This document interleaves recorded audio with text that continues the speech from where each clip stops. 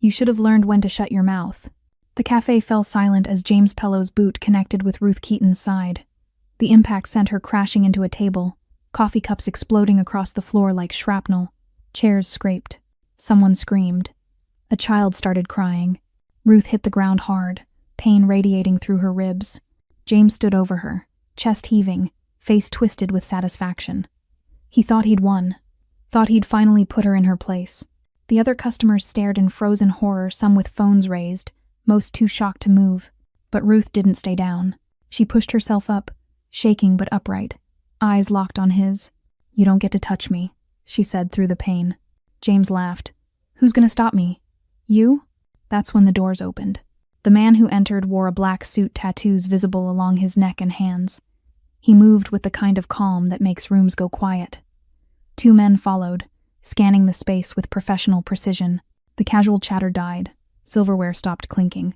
Customers who had been filming Ruth's humiliation now lowered their phones, confusion replacing their shock. The woman they'd pitied moments ago suddenly looked different. Protected. Dangerous. If this story pulled you in, make sure to hit that subscribe button so you never miss what's coming next. I've got another unforgettable story dropping tomorrow. And while you're here, jump into the comments and tell me where you're watching from. I love seeing our community from all around the world. All right, let's get back into it. 3 weeks earlier, Ruth Keaton walked into the Riverside Café that morning the same way she had for 2 years early, prepared, professional. She tied her apron with practiced efficiency, nodded at the line cook through the window, and began her opening routine, filling sugar dispensers, checking menus, brewing the first pot of coffee that would fill the air with its dark, familiar comfort. She had warm brown skin, dark curly hair she kept pulled back in a neat bun, and the kind of steady presence that made customers feel immediately at ease. She was good at her job. Better than good. Regulars asked for her section. Tourists left generous tips with kind notes. She remembered orders, names, preferences. She was respected. But respect, she was learning, meant nothing to certain kinds of men. James Pello walked in at 10:47 a.m., just like he had every day for the past 2 weeks. Average height, casual clothes, jeans, and a dark jacket that he wore like armor. There was nothing remarkable about him except the way he looked at her, like she was already his, just waiting to realize it. "Morning, beautiful," he said, sliding into a booth in her section. Ruth approached with her notepad, professional smile in place. "Good morning. What can I get you? Your number would be a good start." She'd heard worse. She'd deflected worse. "I'll get you some coffee while you decide on food," she said evenly, turning away. His hand shot out, fingers wrapping around her wrist. Not hard enough to hurt, but firm enough to stop her. "I'm talking to you." Ruth looked down at his hand, then up at his face. Her voice stayed calm, but her eyes were steel. "Let go of me." He did, raising both hands in mock surrender, grinning like it was all a game. "Relax, I'm just being friendly." "Then be friendly by ordering from the menu." She walked away, heart pounding, but her hands didn't shake as she poured his coffee. She'd dealt with men like this before. They usually got bored and moved on. James didn't move on. He came back the next day, and the day after that. Each time, he pushed a little further. "You'd look better if you smiled more. A woman like you shouldn't be working here. You should let someone take care of you. You act like you're better than everyone. You're not." Ruth shut it down every time. "I'm not interested. Please stop. This is inappropriate." Her coworkers noticed.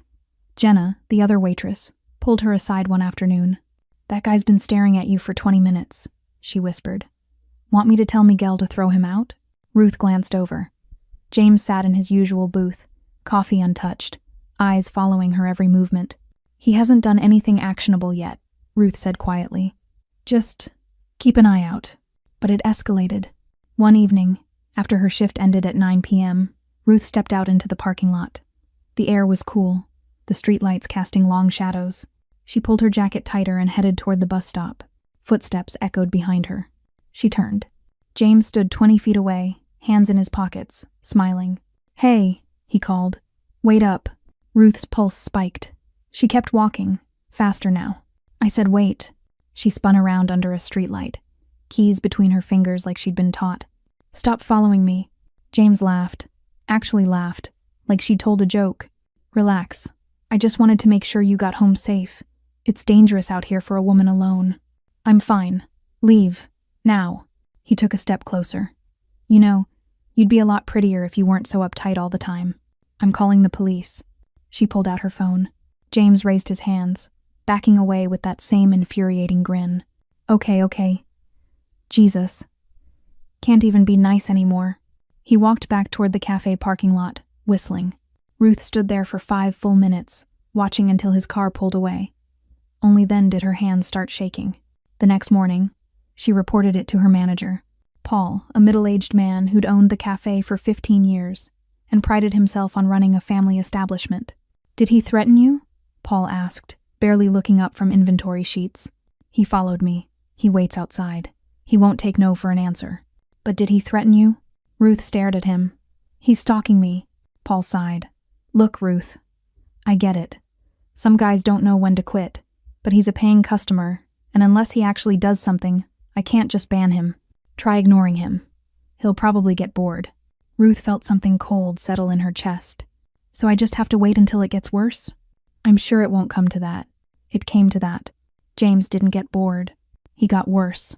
The morning after Ruth's conversation with Paul, James walked into the cafe at 10:47 a.m., exactly like clockwork, like routine, like he'd already claimed a piece of her day that she couldn't take back. But something had shifted in his demeanor. The playful smirk was gone, replaced by something colder, more deliberate. He chose table 7, Ruth's section, always Ruth's section. She approached with coffee, her professional mask firmly in place, but her stomach twisted with unease. Good morning. What can I? You complained about me. His voice was flat, accusatory. Ruth's hand tightened on the coffee pot. I don't know what you're talking about. Don't lie to me. He leaned back, arms crossed, studying her like she was a problem he needed to solve. You told your boss I was bothering you. Made me sound like some kind of creep. You are, she thought but didn't say. I simply mentioned that I'd prefer professional interactions with all customers, Ruth said carefully. Now, would you like to order? James's jaw tightened. For a moment, she thought he might explode. Instead, he smiled a thin, dangerous thing that didn't reach his eyes. Pancakes. And keep the coffee coming. I'm going to be here a while. He stayed for 3 hours. He didn't eat the pancakes.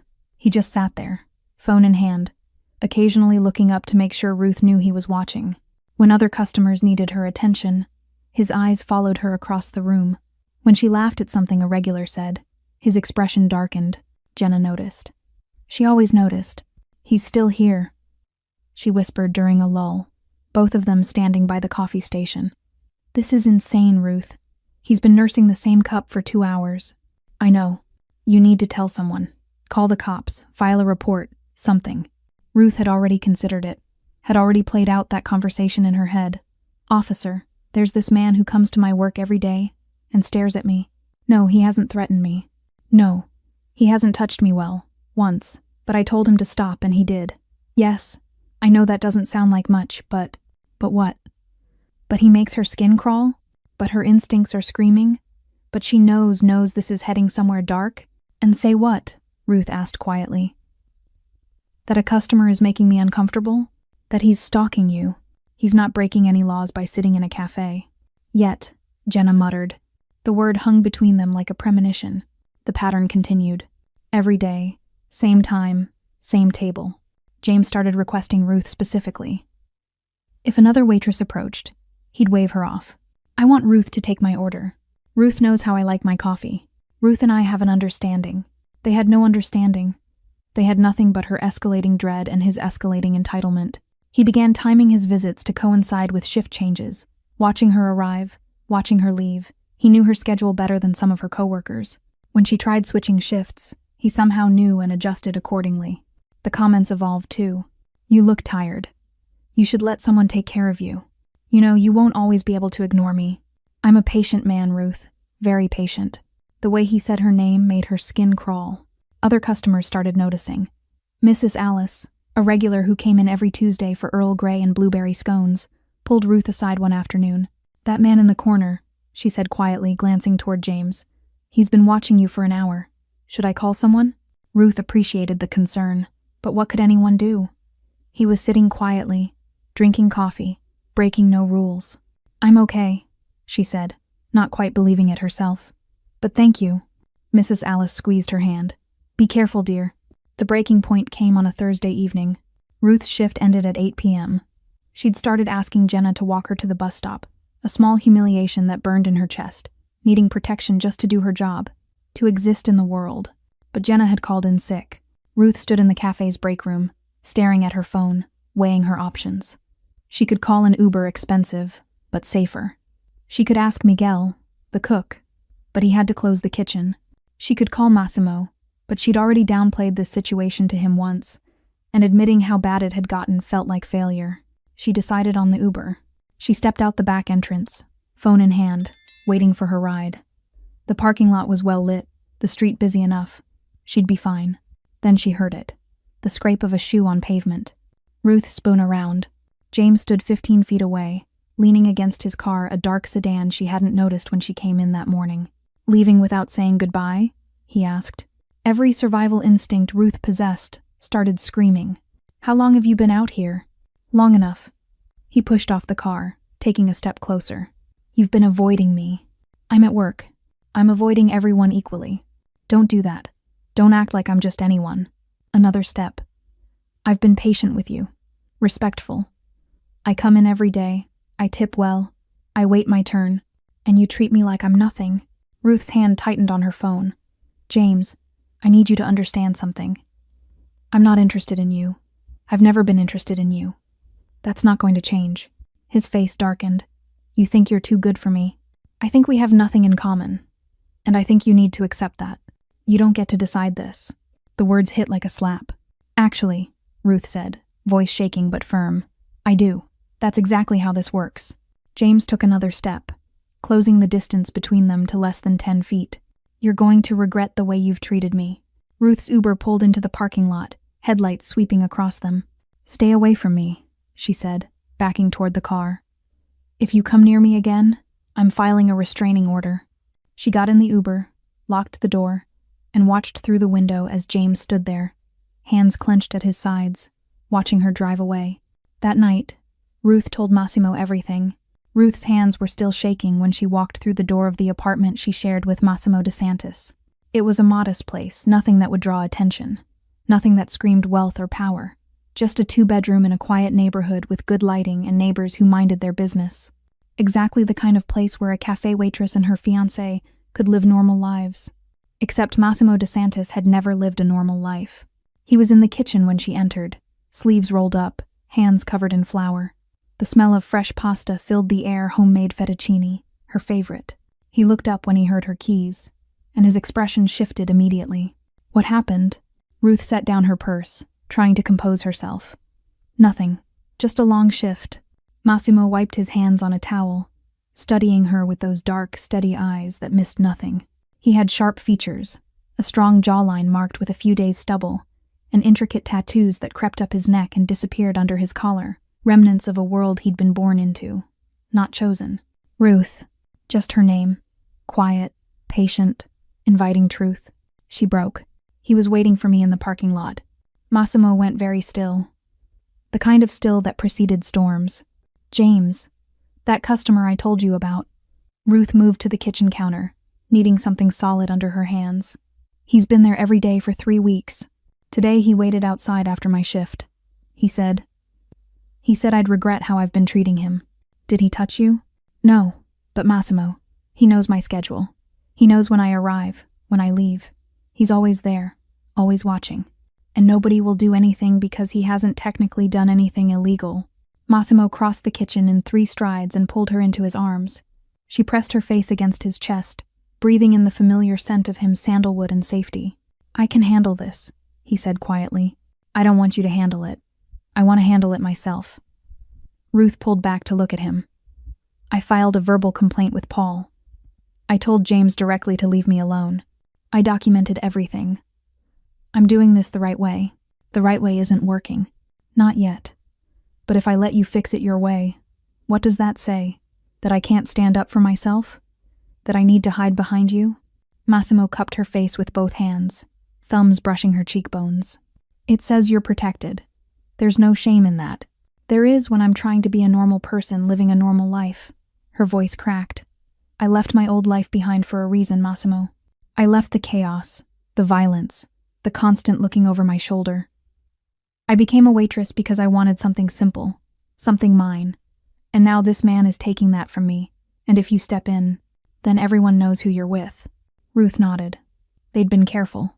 For 2 years, they'd been so careful. Massimo kept his world separate from hers. His business, whatever it was, she knew better than to ask too many questions, never touched their home, never touched her workplace. He was just her fiancé, a man who worked in private security. Someone respectable enough to not raise eyebrows. But Ruth wasn't naive. She'd seen the way men straightened when Massimo entered a room. She'd noticed how restaurant managers suddenly found better tables when he made reservations. She'd watched strangers offer respectful nods to a man they'd never met, recognition flickering in their eyes at something she couldn't see. Massimo De Santis was someone, and that someone came with consequences. I just need a little more time, Ruth said. I'm going to file a police report tomorrow, create a paper trail. If it escalates. When it escalates. If it escalates, then we do this your way. But please let me try mine first. Massimo was quiet for a long moment, jaw tight, clearly fighting every instinct that told him to end this threat immediately. Finally, he nodded. 1 week. If he approaches you again, if he so much as looks at you wrong, we do this my way. Deal. He kissed her forehead, then her lips, gentle but possessive. You're not alone in this, he murmured against her mouth. You never have to be alone in this. I know, but part of her needed to prove she could be. That night, they ate pasta at the small kitchen table, and Massimo told her about his day in the carefully edited way he always did. Had a meeting in the city. Long, boring. Too many men with opinions and not enough solutions. Sounds frustrating. It was. He twirled fettuccine around his fork. But I kept thinking about coming home to you, and it made the rest bearable. Ruth smiled despite everything. Smooth talker. Truthful talker. They cleaned dishes together, moving around each other with the practiced ease of 2 people who'd learned each other's rhythms. Massimo washed. Ruth dried. He told her a story about one of his men, Luca, who'd apparently locked himself out of his car 3 times in one day, and she laughed until her sides hurt. For a few hours, James Pelot didn't exist. But later, when they were in bed and Massimo's breathing had deepened into sleep, Ruth lay awake, staring at the ceiling. She'd meant what she said. She wanted to handle this herself, but a small, scared part of her wondered if she was being stubborn or smart, if insisting on independence was strength or foolishness. James wasn't going to stop. She knew that with the same certainty she knew her own name. Men like him never stopped until something made them. And the question that kept her awake, the one that churned in her stomach like poison, was, what would it take? How far would this go? How much would she have to endure before the world decided her fear was justified? She turned onto her side, watching Massimo sleep. Even in rest, there was something coiled about him, ready, alert, dangerous when he needed to be. He'd asked her once, early in their relationship, if his world scared her. No, she'd answered honestly. The men who pretend to be good are scarier than the ones who are honest about what they are. Massimo had been honest from the beginning. He'd told her he couldn't give her a simple life, even though he'd try. He'd told her that loving him came with risks, with complications, with a target she'd carried just by standing next to him. She'd chosen him anyway. And tomorrow, she'd file that police report. She'd do everything right, everything by the book. But if it came down to it, if James pushed too far, Ruth knew exactly who would be waiting. Ruth filed the police report on Friday morning before her shift. Officer Hernandez listened politely, took notes, and gave her the same response she'd expected. Unless he threatens you directly or violates a restraining order, there's not much we can do. But this creates a record. If it escalates, come back. When it escalates, Ruth thought, remembering Massimo's words. She tucked the report number into her purse like a talisman and headed to work. The morning shift passed quietly. James didn't show at his usual time. By noon, Ruth had almost convinced herself that her confrontation in the parking lot had finally worked, that he'd realized she was serious and decided to move on. She should have known better. At 2:15 p.m., during the afternoon lull when the cafe was half empty and drowsy with post-lunch calm, the door opened. James walked in. But this wasn't the James who usually came smiling, persistent, playing at charm. This James had fury written across his face like a headline. His jaw was clenched, his movements sharp, his eyes locked on Ruth with an intensity that made her blood run cold. Jenna noticed immediately. "Ruth, I see him." Every instinct screamed at her to run, to hide in the kitchen, to call someone. But she'd spent 3 weeks refusing to be intimidated, refusing to give this man power over her space, her work, her life. She wouldn't start now. Ruth approached his table with her notepad, keeping her voice steady and professional. "What can I get you?" James didn't look at the menu. He looked at her with open contempt. "You filed a police report." Her stomach dropped. "I don't know what—" "Don't." He slammed his hand on the table, making silverware jump. An elderly couple 3 tables over glanced up nervously. "Don't lie to me. A cop showed up at my job this morning, asked me about allegations of harassment, made me look like some kind of stalker in front of my boss." Ruth kept her expression neutral, but her heart was hammering. "I documented a pattern of behavior that made me uncomfortable. That's my right." "Your right?" James's laugh was ugly, bitter. "You think you have rights? You're a waitress. You smile, you serve coffee, and you're grateful when men like me even look at you." The cafe had gone quiet now. Other customers were staring. Miguel had emerged from the kitchen, dish towel in hand, watching. "I'm going to need you to lower your voice," Ruth said evenly, "or I'll have to ask you to leave." "You'll ask me to leave?" James stood abruptly, chair scraping loud against the floor. "You don't get to ask me anything. You don't get to decide anything. Actually, I do, and I'm asking you to leave. Now. You think you're so much better than me." He moved closer, invading her space. Ruth held her ground even as panic clawed at her throat. "Walking around here like you're untouchable, like you're special. But you're not. You're nothing. Just some woman serving pancakes who got lucky that I even noticed her." Ruth's hands were shaking, but her voice came out clear and cold. "Get out of this cafe, James. You're not welcome here anymore." Something in his expression shifted from anger to something darker, more dangerous. A kind of rage that had been building for weeks and finally found its release point. "You should be grateful," he hissed, voice low and venomous. "Grateful I've been patient. Grateful I've been nice. But you had to make this difficult. You had to embarrass me. Make me look like a fool. You did that yourself." The words left her mouth before she could stop them. James's face twisted. "What did you just say?" Ruth's fear crystallized into something sharp and bright and reckless. She was tired. Tired of being afraid. Tired of being polite. Tired of managing this man's ego when he'd never once considered her humanity. "I said you did this to yourself." Her voice rang clear across the cafe. "I told you no. Multiple times. I told you to stop. To leave me alone. And you didn't listen because you don't think no applies to you. You don't think women are real people with the right to reject you. So yes, you made yourself look like a fool, because that's exactly what you are." The cafe held its breath. For a moment, James just stood there, trembling with rage, face red, fists clenched at his sides. Then he moved. "You need to learn your place," he snarled, stepping so close Ruth could smell coffee on his breath. "You need to understand that you don't get to talk to me that way. You don't get to humiliate me. Step back." Ruth's voice shook now. "Step back right now. Or what? You'll call the cops again? File another report?" He laughed, cruel and sharp. "Nobody's coming to save you, sweetheart. It's just you and me and the lesson you're about to learn." Miguel started moving toward them.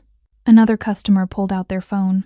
Ruth stood frozen, understanding with crystal clarity that this was the moment every woman fears and prepares for. The moment when a man's entitlement meets a woman's refusal and something breaks. "Don't flatter yourself," she said quietly, desperately trying to de-escalate. "You're not worth this. Just leave, and we can forget." "Forget?" James's voice rose to a shout. "You want me to forget how you've treated me? How you made me look? You think you can just dismiss me like I'm nothing? You are nothing." The words came out hard and final. "You're a sad little man who can't handle rejection, and I'm done being afraid of you." The entire cafe was watching now. Phones were recording. Someone was definitely calling the police, and James Pellote, faced with public humiliation and a woman who refused to bow, made his choice. "You should have learned when to shut your mouth," he said. Then he kicked her. The impact came fast and brutal. James's boot connected with Ruth's side, just below her ribs, with the full force of his rage behind it. The pain was instant and blinding, a white-hot explosion that stole the air from her lungs and sent her sprawling backward. She crashed into a table. Coffee cups shattered, ceramic exploding across the floor in a spray of brown liquid and sharp fragments. A croissant tumbled, pastries scattered. Ruth hit the ground hard, her head narrowly missing the table leg, dark curls spilling across broken porcelain and spilled espresso. For a moment, there was only shock. Complete, paralyzed shock. Then the cafe erupted. A woman screamed. A child started crying. Someone yelled, "Oh my God," over and over like a mantra. Chairs scraped as people jumped to their feet. An elderly man knocked over his water glass in his rush to stand. Miguel vaulted over the counter, kitchen knife still in hand. "Call 911. Someone call 911. Jenna stood frozen by the coffee station, hand over her mouth, phone shaking in her grip. Ruth lay on the floor, curled on her side, gasping for breath that wouldn't come. Pain radiated through her torso in waves. Her uniform was soaked with coffee, her hands bleeding from where she'd tried to catch herself on broken ceramic. Above her, James stood breathing hard, fists still clenched, face flushed with adrenaline and something that looked almost like satisfaction. "That's what you get," he panted. "That's what happens when you don't know your place." Nobody moved. They just stared at him, this man who'd just assaulted a woman in broad daylight, in front of dozens of witnesses, and seemed to feel justified doing it. Ruth pushed herself up on trembling arms. Every breath was agony. She could feel bruising already forming, ribs screaming in protest. But she didn't stay down. She wouldn't stay down. Using the overturned table for support, Ruth pulled herself to her knees, then slowly, painfully, to her feet. Coffee dripped from her clothes. Blood ran from cuts on her palms. Her vision swam, but she locked her eyes on James's face. "You don't get to touch me," she said, voice hoarse but steady. James laughed, actually laughed, as if she'd told a joke. As if her defiance was amusing rather than dangerous. As if this was all still a game he was winning. "Who's going to stop me? You?" He took a step toward her, emboldened by his own violence. "You think anyone here cares about you? You're just—" The door opened. The sound cut through the chaos like a knife. Everyone turned. Massimo DeSantis stood in the doorway, backlit by afternoon sun, wearing a black suit with no tie. His collar was open, revealing tattoos that wound up his neck like vines dark ink on olive skin. His expression was utterly calm, but there was something in his eyes that made the temperature in the room drop 10 degrees. Two men flanked him. One had a neatly trimmed beard and wore a dark suit that fit too perfectly to be off the rack. The other was taller, broader, with scars visible on his knuckles where his hands hung loose at his sides. They didn't rush, they walked. The crowd parted instinctively, creating a path through the cafe like Moses and the Red Sea. Massimo's eyes swept the scene in seconds. The broken dishes, the terrified customers, Ruth bleeding and bruised against the table, and James standing over her like a hunter over prey. His jaw tightened almost imperceptibly. That was the only sign of emotion. He crossed the cafe in measured strides and went directly to Ruth, kneeling beside her without acknowledging James at all. "Are you hurt?" His voice was quiet, gentle, meant only for her. Ruth nodded, one hand pressed against her ribs. "Yes. Can you stand?" "I am standing." A ghost of something, pride maybe, or pain flickered across Massimo's face. He touched her cheek carefully, examining the cuts on her hands, the way she was holding her side. Who did this? Ruth didn't need to answer. They both knew, but she wanted to say it, needed to name it. Him. Massimo stood slowly, deliberately, and finally turned his attention to James. James had gone pale. The swagger had drained from his posture like water from a broken glass.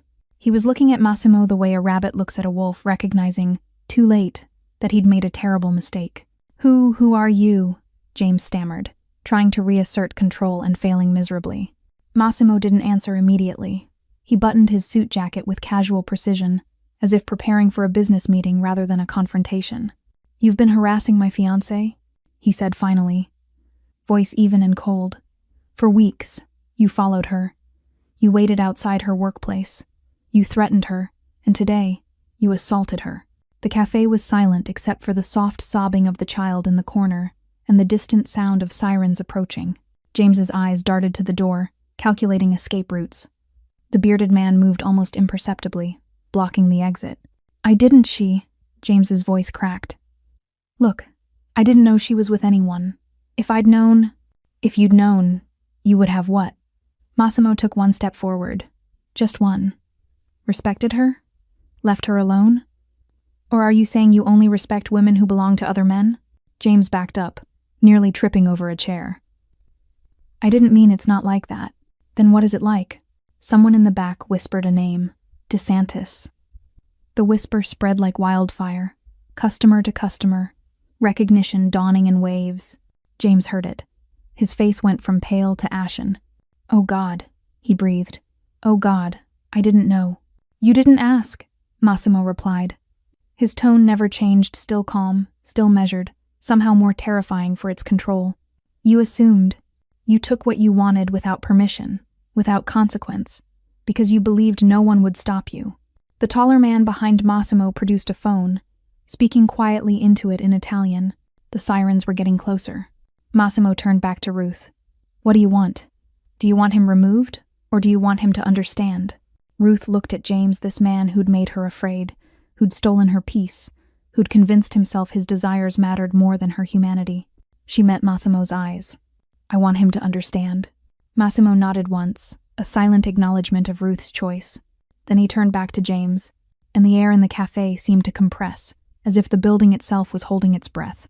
"Do you understand what you've done?" Massimo asked quietly. James opened his mouth, closed it, then tried again. "Look, I'm sorry, okay? I lost my temper. I didn't mean—" "You didn't mean to kick her?" Massimo's voice remained steady, almost conversational, which made it more unnerving. "You didn't mean to spend 3 weeks stalking her? Waiting outside her workplace? Following her to her car?" Each question landed like a blow. James's eyes darted around the cafe, looking for allies, for escape, for anything that might save him. He found only frightened faces and recording phones. "I didn't know she was your—" James stopped himself, realizing too late how that would sound. "My what?" Massimo tilted his head slightly. "My fiancé? My woman? Say it. Tell everyone here what you were going to say." James's throat worked, but no words came out. "You were going to say that if you'd known she belonged to someone, you would have left her alone." Massimo took another step forward. James backed into a table, trapped. "Which means you don't respect her. You only respect me. The man, the owner, the threat. That's not I didn't mean. But she told you no."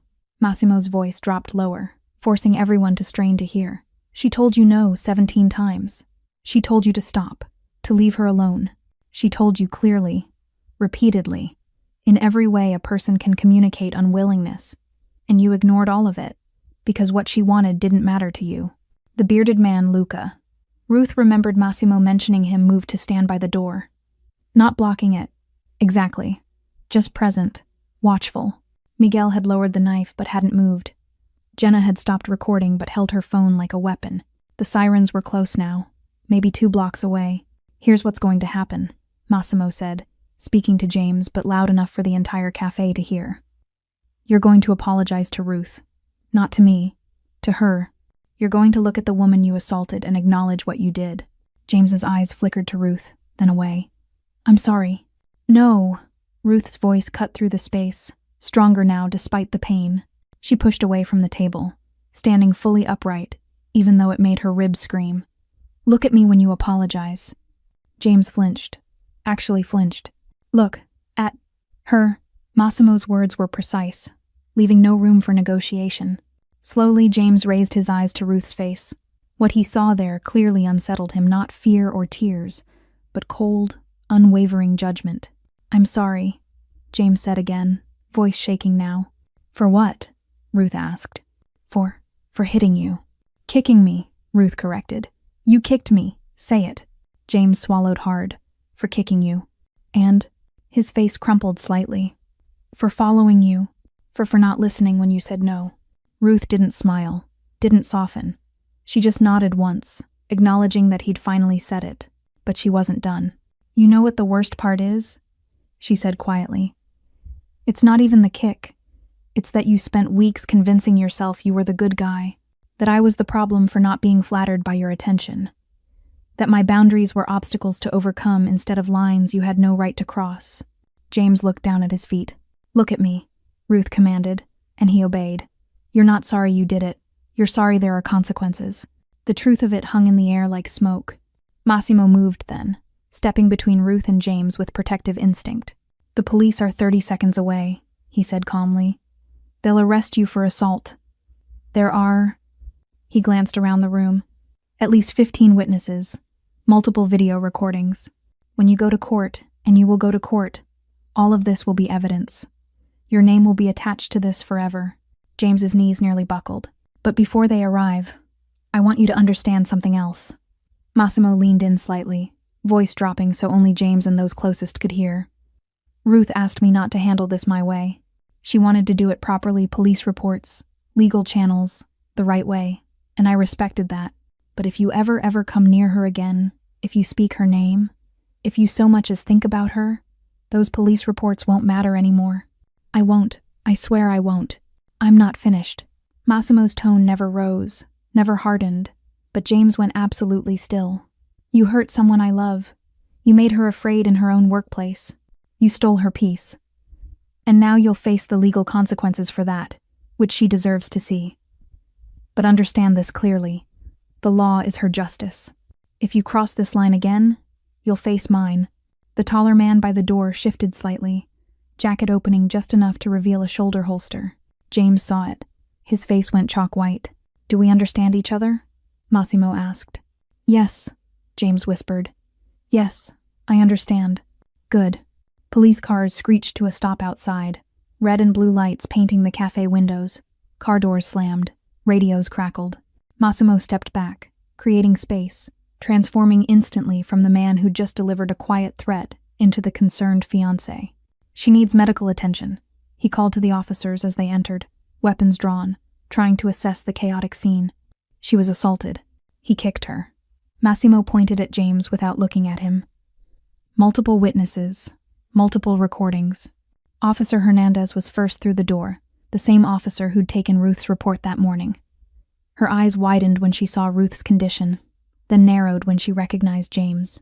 Ma'am, are you hurt? Hernandez approached carefully. Yes, Ruth said. He kicked me. I think my ribs might be bruised or cracked. Don't move. We're calling an ambulance. Hernandez turned to her partner. Cuff him. James didn't resist as the second officer grabbed his arms, reading him his rights in a steady monotone that felt surreal against the backdrop of everything that had just happened. As they led James toward the door, he looked back once at Ruth. She didn't flinch, didn't look away. She wanted him to see her standing. The door closed behind them, sirens fading as the police car pulled away. Only then did Ruth's knees weaken. Massimo was there instantly, arm around her waist, supporting her weight. I've got you, he murmured. And for the first time since James had walked in, Ruth let herself lean on someone else. The ambulance arrived 6 minutes later. Ruth sat in a chair Massimo had righted, his jacket draped over her coffee-stained uniform, his hand steady on her shoulder. The paramedics, a woman with kind eyes and a young man who moved with practiced efficiency, knelt beside her, asking questions in calm, clinical voices. Can you rate your pain on a scale of 1 to 10? 7, maybe 8, when I breathe deeply. Any dizziness? Nausea? A little dizzy. No nausea. They examined her ribs with gentle fingers, checked her pupils, cleaned the cuts on her palms. The female paramedic, whose name tag read Torres, looked up at Massimo. She needs x-rays. Possible fractured ribs. We should transport her. I'll follow, Massimo said immediately. Sir, are you family? I'm her fiancé. Torres nodded, turning back to Ruth. Do you consent to treatment and transport? Ruth hesitated, looking around the cafe. Customers were still there, some giving statements to officers, others clustered in corners whispering. Jenna stood by the counter, mascara running down her face. Miguel had his arm around her shoulders. The cafe looked like a crime scene because it was one, Ruth. Massimo crouched beside her chair so they were eye level. Let them help you. She nodded. Okay. They loaded her onto a gurney, strapping her in with practiced efficiency. As they wheeled her toward the ambulance, Ruth saw Paul, her manager, standing by the espresso machine, face pale, phone pressed to his ear. He caught her eye and looked away quickly. The gesture was small, but it burned. The hospital was sterile and too bright, and filled with the antiseptic smell Ruth associated with her mother's final days. She pushed the memory away as they wheeled her through automatic doors into the emergency department. Massimo stayed close, ignoring the family-only protests from a nurse until Torres intervened. He's her emergency contact. Let him through. X-rays confirmed what Torres had suspected. 2 fractured ribs, severe bruising, and deep tissue damage. Nothing life-threatening, but painful. Healing would take weeks. You're lucky, the ER doctor said, a middle-aged woman with tired eyes, a few inches higher, and we'd be talking about lung contusion. A different angle and we'd be discussing internal bleeding. Lucky. Ruth didn't feel lucky. She felt violated, exhausted, angry. The doctor prescribed pain medication and strict rest. No lifting anything over 5 pounds, no strenuous activity. Someone needs to stay with you for the next 48 hours in case of complications. I'll be with her, Massimo said. They didn't get home until after 8 p.m. Massimo helped her into the apartment, moving slowly, letting her set the pace. Every step was agony, every breath a reminder of James's boot connecting with her body. Couch or bed? He asked. Couch. I want to see the door. He understood without her needing to explain. Massimo settled her on the couch with pillows strategically placed to support her ribs. He brought water, medication, the heating pad her physical therapist had recommended years ago for a different injury. Then he sat beside her, careful not to jostle her, and waited. Ruth stared at the opposite wall, processing, replaying, trying to make sense of the fact that this morning she'd been a waitress and tonight she was a victim. I don't want to be afraid in my own life, she said finally. You won't be. How can you promise that? He's out there. Yes, he's arrested, but he'll make bail. Ruth. Massimo took her hand carefully. Look at me. She did. James Pellet's life as he knew it ended the moment he touched you. Massimo's voice was calm, factual, as if discussing the weather. By tomorrow morning, his name and face will be all over the news. Assault caught on camera in a crowded cafe. He'll be fired from his job if he hasn't been already. His family will see it. His friends. Everyone he's ever known. That's not justice. That's just shame. It's the beginning. Massimo's thumb traced circles on her uninjured palm. The legal system will give you official justice charges, trial, conviction, but the world will give you something else. The truth, publicly acknowledged, impossible to deny. Ruth closed her eyes. I just wanted him to leave me alone. I know.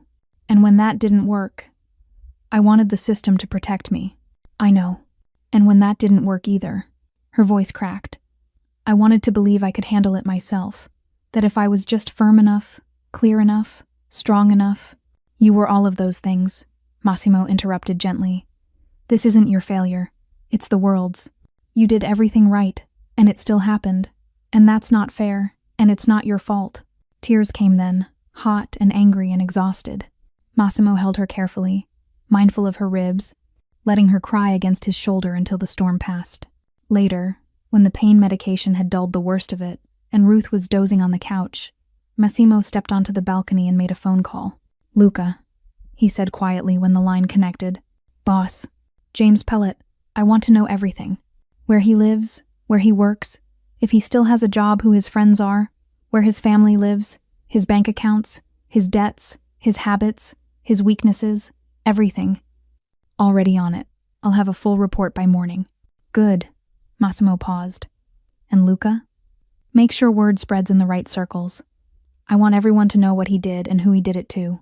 Consider it done. Massimo hung up and stood there for a moment, looking out at the city lights, hands gripping the railing. Ruth wanted justice through proper channels, and she would have it. He'd make sure of that. He had lawyers who could guarantee James faced maximum consequences, who could ensure the case didn't get buried or plea bargained into nothing. But Ruth didn't need to know about the other consequences, the ones that would unfold quietly, systematically, in ways she'd never have to see. Men who hurt women under his protection didn't just face legal trouble. They faced erasure. James Pellet would learn that some mistakes don't just cost you freedom or reputation. They cost you everything. Behind him, through the sliding door, Ruth stirred on the couch. Massimo went back inside immediately, kneeling beside her. I'm here, he said softly. You're safe. She opened her eyes, still foggy with medication. Promise? Always. And Massimo DeSantis always kept his promises, even the ones Ruth didn't know he'd made. Ruth didn't sleep that night. The pain medication helped with her ribs but did nothing for the loop playing in her mind. James's face twisted with rage. The moment of impact, the sound of ceramic shattering, the taste of fear sharp and metallic on her tongue. Every time she closed her eyes, she was back on that floor. Massimo stayed awake with her. He didn't try to fix it with words or tell her it would be okay. He just sat beside the couch in the pre-dawn darkness, his presence solid and unwavering, ready if she needed him. When morning finally came, gray light filtering through the curtains. Ruth's phone started buzzing. First, Jenna. "Oh my God, Ruth, are you okay? The video is everywhere. I'm so sorry. I should have done something sooner." Then other coworkers. Then numbers she didn't recognize. Then her cousin in Portland who she hadn't spoken to in 2 years. "Give me your phone," Massimo said gently. Ruth handed it over without protest. He scrolled through, face unreadable. "It's viral. The video. Someone posted it, and it spread." "What video?" "The cafe. Everything. James kicking you. What he said before. Me arriving. All of it." Ruth's stomach clenched. "How many people have seen it?" Massimo hesitated. "Enough." He showed her the screen. A video titled, "Man assaults waitress after weeks of harassment. What happens next will shock you," had 3 million views and climbing. The comments were a mixture of outrage, support, and the predictable victim blaming that made Ruth's skin crawl. She should have been nicer to him. What did she do to make him so angry? This is what happens when women think they're too good for regular guys. But mostly, I hope she's okay. I hope they throw him in jail forever. I hope she knows she did nothing wrong. Ruth set the phone down, hands shaking. "I didn't want this. I didn't want to be a spectacle. I know. I wanted to handle it quietly, professionally, the right way, and now I'm entertainment. People are watching the worst moment of my life for fun." Massimo moved to sit beside her carefully. "They're also watching a woman refuse to stay down. They're watching you stand up to him even after he hurt you. That matters. Does it? Because right now it just feels like I'm being punished twice. Once by James, and once by everyone who gets to replay my trauma whenever they want." She wasn't wrong. Massimo knew she wasn't wrong. But before he could respond, there was a knock at the door. 2 detectives stood in the hallway, a woman in her 40s with sharp eyes and a younger man who looked apologetic just for existing. "Miss Keaton?" "I'm Detective Rivera. This is Detective Park. We need to take your statement about yesterday's incident." Ruth invited them in, moving slowly, every step a reminder. They sat at the kitchen table, recording device between them, and walked Ruth through every detail. When James first appeared, what he said, how many times she'd rejected him, the parking lot confrontation, the final altercation. "Why didn't you call the police before yesterday?" Detective Park asked. "I did," Ruth said firmly. "I filed a report Friday morning. Officer Hernandez took my statement. I was told there wasn't much that could be done unless he escalated." Rivera made a note. "And your manager? Did you report James's behavior to management?" "Yes, Paul Anderson, the owner. He said James was a paying customer, and unless he actually threatened me, he couldn't ban him." "Even though he was harassing you?" "Even though." Rivera's jaw tightened slightly. "We'll be speaking with Mr. Anderson." They asked about Massimo next carefully, professionally, but with an edge of suspicion that Ruth recognized immediately. "Your fiancé arrived very quickly after the assault. How did he know to come?" "I texted him during my break that James was acting agitated," Ruth said, which was partially true. She'd texted Massimo that morning saying she had a bad feeling, and he'd promised to check in around 2 p.m. He was already on his way when it happened. "And the 2 men with him?" "Business associates. Massimo works in private security." It wasn't technically a lie. Everything Massimo did was, in a sense, security. Just not the kind these detectives would find in any legitimate database.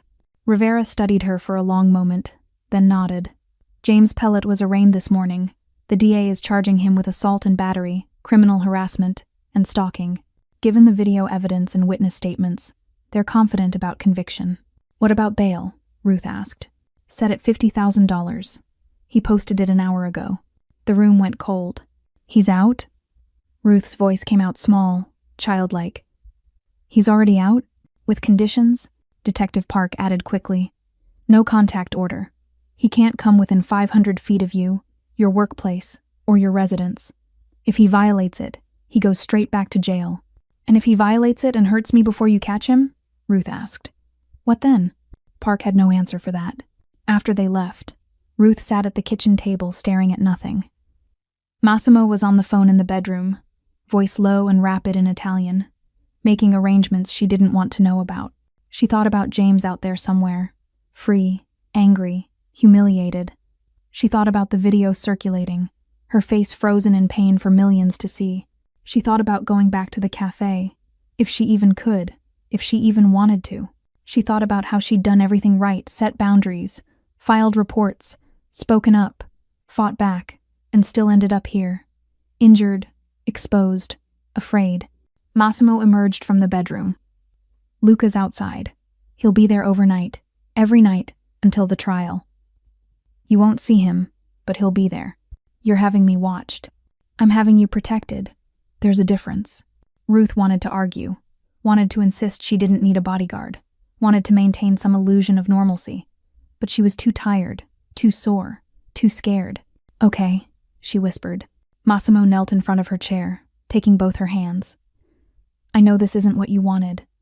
I know you wanted to handle this yourself, your way, through proper channels. And you did. You were brave and strong and you did everything right. But brave women still deserve protection. Strong women still deserve backup. There's no shame in that. Ruth's eyes burned with unshed tears. I don't feel brave. I feel broken. You're not broken. You're hurt. And hurt things heal, especially when they're protected while they do.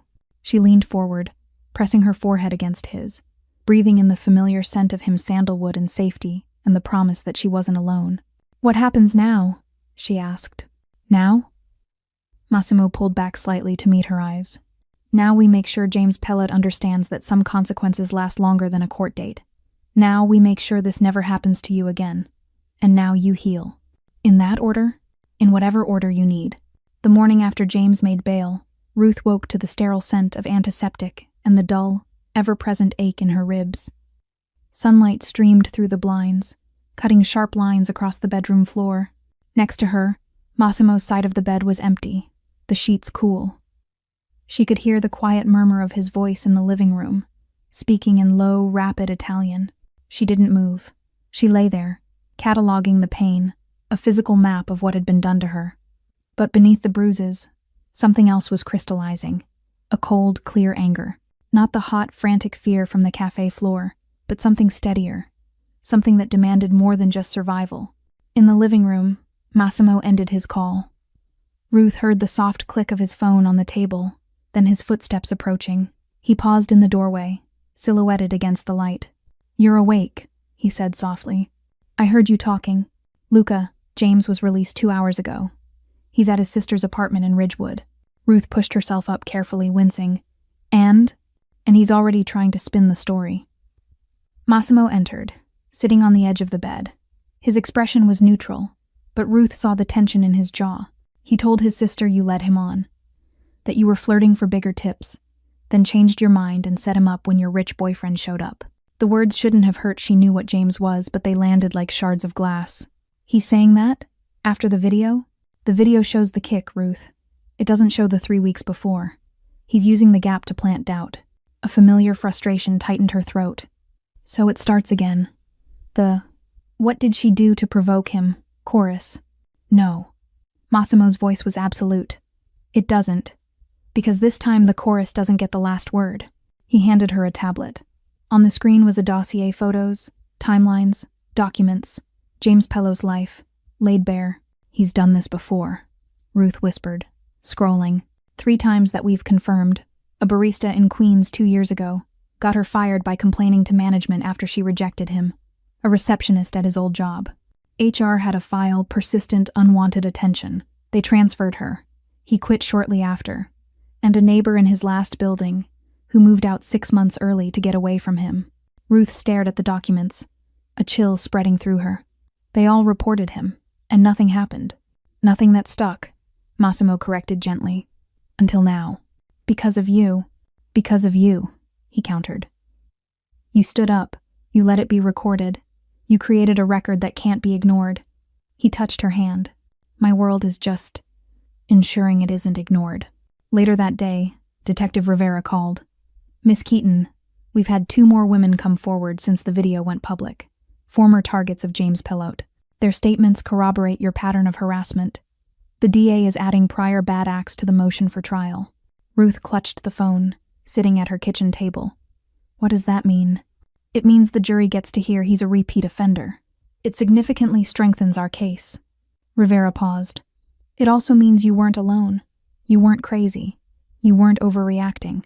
The validation was a physical relief, a weight she hadn't fully acknowledged lifting from her chest. But it was bittersweet. I wish they hadn't had to go through it too.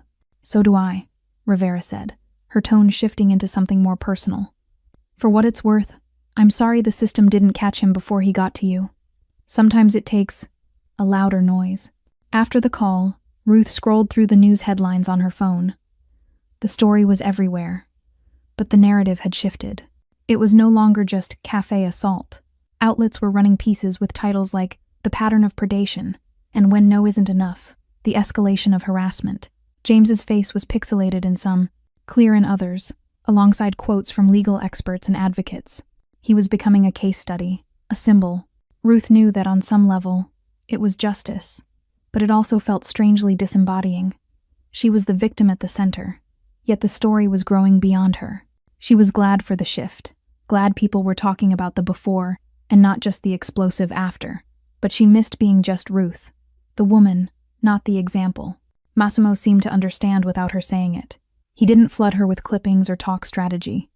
He simply asked, "What do you need today?" "I need to not feel like a prisoner in my home," she said. So he took her for a drive.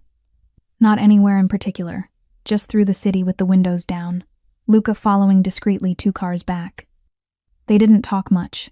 Ruth watched the city pass by people living normal lives, unaware of the tremors in hers. "He tried to call his boss today," Massimo said after a long silence, his eyes on the road. To explain, the call was short. He was fired. Within minutes of the video trending, his corporate HR department issued a statement condemning violence against women before his bail was even processed. Ruth absorbed this. So he's lost his job, his reputation, he's facing trial. That's a lot. "It's the consequence of his choice," Massimo said, his voice leaving no room for pity. "Is it enough?" The question slipped out, raw and honest. Massimo glanced at her. "Do you want it to be?" She thought about it. Thought about the fear in the parking lot, the dread every morning walking into work, the searing pain of the kick. "I want him to understand, truly understand, that he is not the victim, that his pain is the result of his actions, not my refusal." She looked out the window. "I don't know if losing everything teaches that lesson, or just breeds more resentment." "Then the law will teach it," Massimo said. "And if the law fails, the world has. And if the world forgets." He didn't finish. He didn't need to. The next stop was unexpected. Massimo pulled up outside a modest brick building a women's crisis center. Ruth looked at him, confused. "You said the system failed you," he said simply. Luca did some digging. "This place is underfunded. They help women file restraining orders, navigate the courts, find safe housing. They could use a significant donation. Anonymous if you prefer." Ruth stared at the building, emotions swelling in her throat. This wasn't retaliation. This was redirection, taking the poison of her experience and trying to create an antidote for someone else. "You're trying to fix it," she whispered. "I'm trying to honor how you wanted to handle it," he corrected. "Through channels, through support, making the system work better for the next woman." He looked at her. "This is your call, Ruth, not mine." She thought of the dossier, of the other women who had been ground down by James's persistence and a system's indifference. She thought of Jenna, of Mrs. Alice, of all the people who had seen something but felt powerless. "Make the donation," she said, her voice firm, "but not anonymous, in the name of everyone who said no and wasn't heard." That evening, as dusk settled, Luca called. Massimo put it on speaker. "He's packing." Luca's voice came through, clear and detached. His sister asked him to leave. Landlord of his old place won't take him back. He's trying to crash with a friend from college. But the friend saw the news. Said no. He's sitting in his car outside a motel on the highway. He looks unraveled. Ruth pictured it. James, alone in a cheap sedan, his life compacted into a duffel bag, doors closing everywhere he turned. She waited for the surge of satisfaction. It didn't come. Instead, she felt a profound, weary sadness. "He did this," she said, more to herself than anyone. "He built this cage." "Yes," Massimo agreed, watching her. "He did."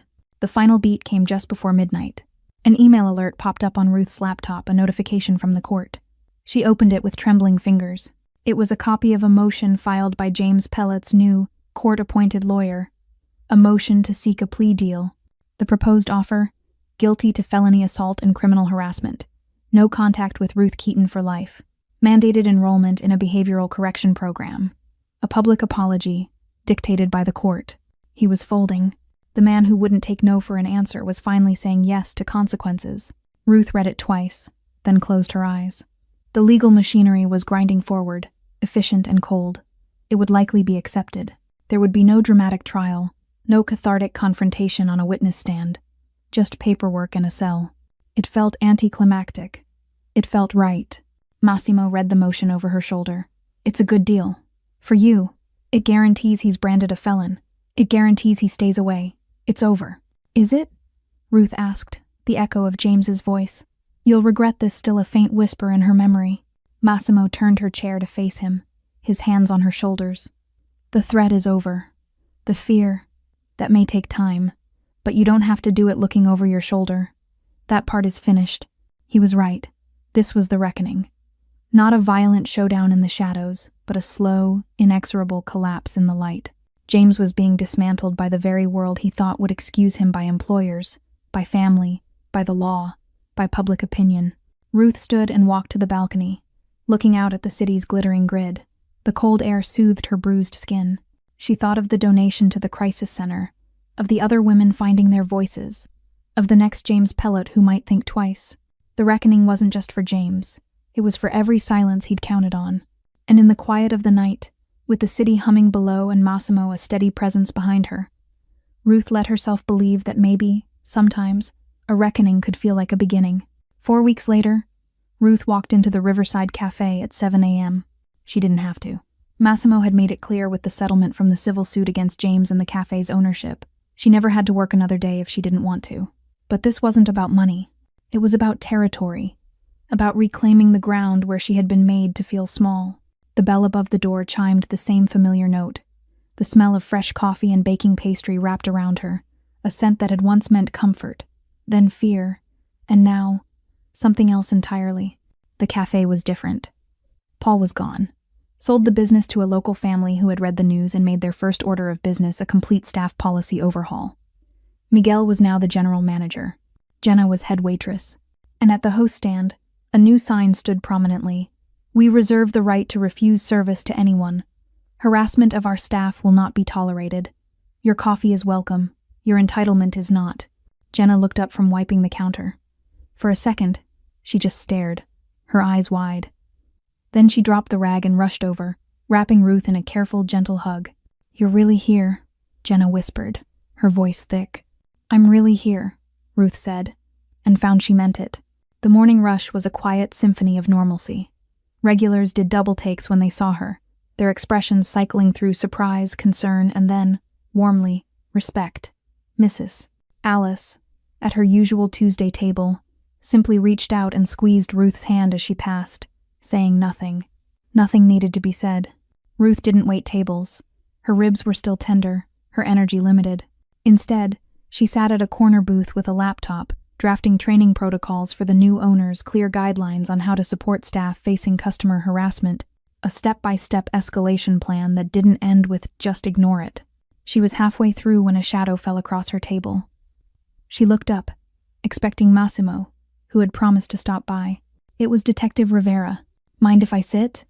Rivera asked, her sharp eyes softer than usual. Please. Ruth closed her laptop. Rivera slid into the booth, placing a manila folder on the table. James Pellet accepted the plea deal yesterday. He'll be formally sentenced next week. 15 months, with time served and good behavior. He'll likely do 10, followed by 3 years of probation and mandatory counseling. Ruth nodded, absorbing the finality of it. And the no-contact order? Permanent. It's part of the sentencing. If he so much as looks you up online, he violates probation and goes back for the full term. Rivera tapped the folder. This is a copy of his signed confession, and the signed apology, as dictated by the court. You don't have to read it, but it's yours if you want it. Ruth looked at the folder but didn't open it. The words inside didn't matter. They were court-mandated. Empty. The real apology had been the consequences. The loss. The shame. The crushing weight of his own choices.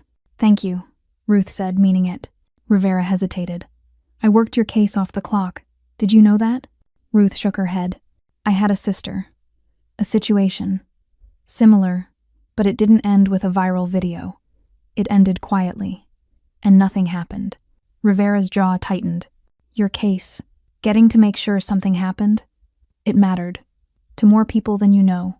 She left soon after, leaving the folder on the table. Ruth let it sit, a neutral presence. It was not a trophy. It was just a piece of paper. Her peace did not live inside it. Massimo arrived just before noon.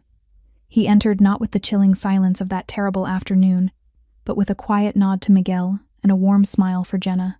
He wore a simple gray sweater and dark jeans, looking less like a man from a whispered legend and more like a handsome fiancé coming to meet the woman he loved for lunch. He slid into the booth opposite her, his eyes scanning her face. How does it feel? Ruth looked around. At the sunlight streaming through the front window. At the couple laughing over shared pancakes. At Jenna refilling coffee with a confident sway in her step. At the new sign by the door. It feels like mine again, she said softly. He reached across the table, his fingers interlacing with hers. The tattoos on his knuckles were just ink here, not a warning. It always was. He was just a squatter in your space. They ordered lunch. Ruth had the tomato soup. Massimo had the turkey club. It was mundane. It was perfect. As they ate, he told her about the crisis center.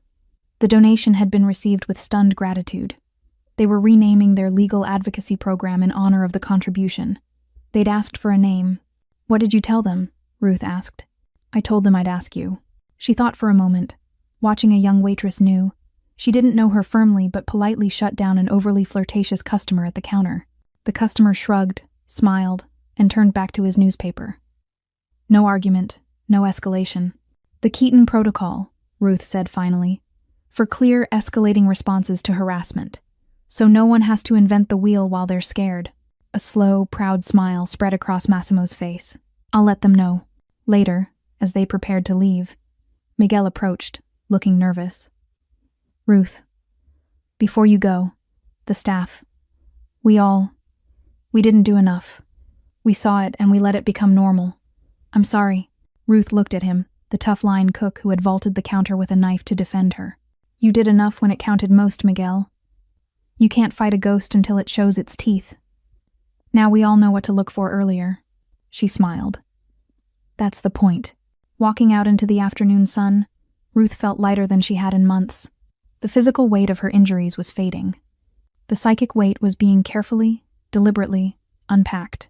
At home that evening, she finally opened the folder Rivera had left. She read James Pilote's court-mandated apology.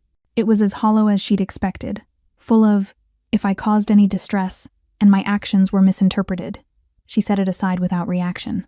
It held no power. Beneath it was a second document, a handwritten letter, on plain notebook paper, from James's sister. Miss Keaton, you don't know me. I'm James's older sister, Mara. I'm writing this without his knowledge. I just need you to know that I believe you. I've seen the man he becomes when he's told no. I made excuses for him for years. Our parents did too. We called him persistent and misunderstood. We enabled him. I am so sorry we let him get to you. The man on that video is the brother I've been afraid of for a long time. Thank you for being the one he couldn't silence. I hope you are healing. Mara.